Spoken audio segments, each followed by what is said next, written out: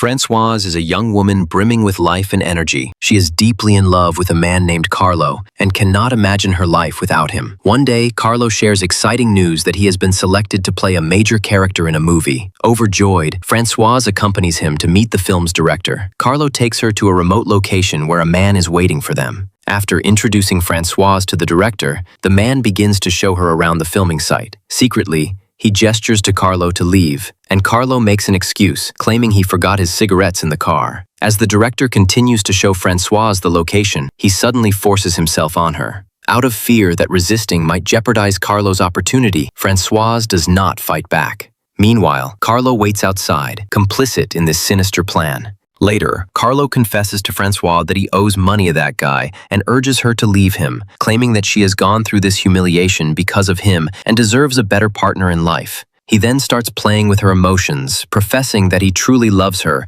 and cannot live without her. Moved by Carlo's words, Françoise tells him that she will never leave him. In reality, Carlo's habits do not change, and he continues to gamble. After losing money while gambling, the winner surprisingly hands the money back to Carlo while looking at Françoise behind him.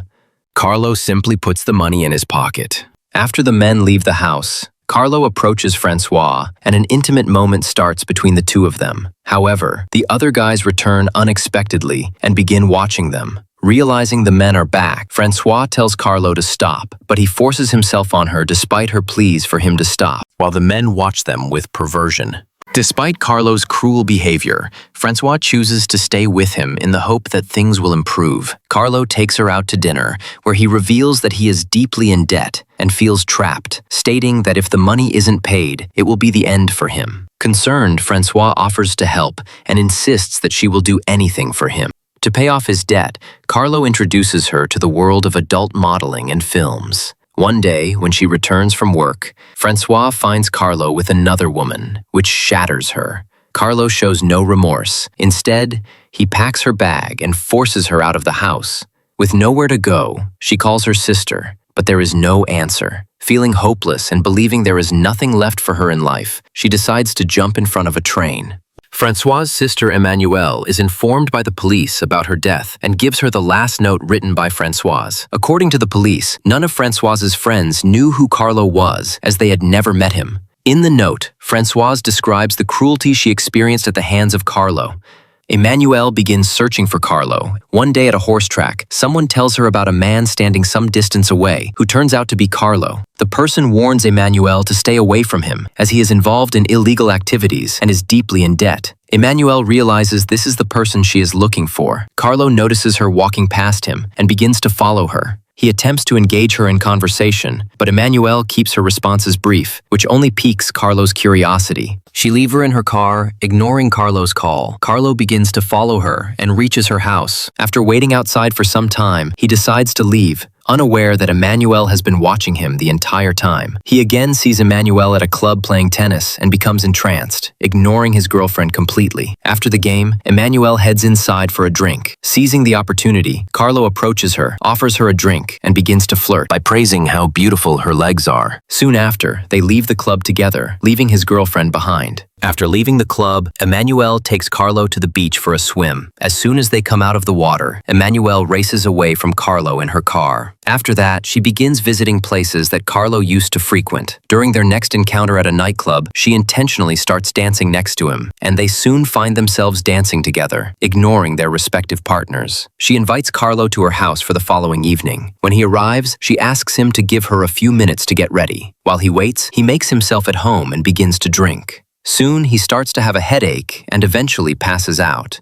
A short while later, Emmanuelle comes downstairs and opens a door to a secret room in the living room. She ties Carlo up with chains and closes the door. The room is soundproof, so no one can hear his voice from outside. Though he can see from inside, but from outside it appears to be just a mirror. She begins to dance provocatively, teasing Carlo with her moves, which is tormenting for a man like Carlo who treats women like trophies. Later, she brings some food to him. He tries to choke her, but she warns him that if he does, no one will find him and he will die of hunger and thirst. Carlo believes his creditors paid her to do this, and she doesn't tell him that she is doing it for herself. sister. One day, Carlo's girlfriend Mira meets Emmanuel and mentions that she hasn't seen Carlo since they met at a club. Emmanuel responds that people like Carlo are not faithful to anyone. Mira agrees with Emmanuel, and as they talk about their lives, Emmanuel offers to paint Mira's portrait and invites her to her home, which Mira accepts. The next day, Mira arrives at Emmanuel's house and brings another friend along with her for the portrait. The three of them begin to share an intimate moment in front of the mirror, which Carlo witnesses from the room. As a womanizer, this becomes a punishment for him, as he is unable to participate in the act. She makes sure that he remains weak and keeps him under control by giving him drugs. One night, she invites her friends over for a dinner party, and due to the influence of drugs, Carlo begins to hallucinate, imagining the guests becoming intimately involved while eating raw meat. Unable to control his thoughts, he passes out. After torturing him with intimate encounters with various people for days, Emmanuel decides to put an end to it. She tells him he will be free to leave once she strips him of his manhood. At this moment, she tells him that she is Francois's sister, whose life he had taken. As she is about to begin the process,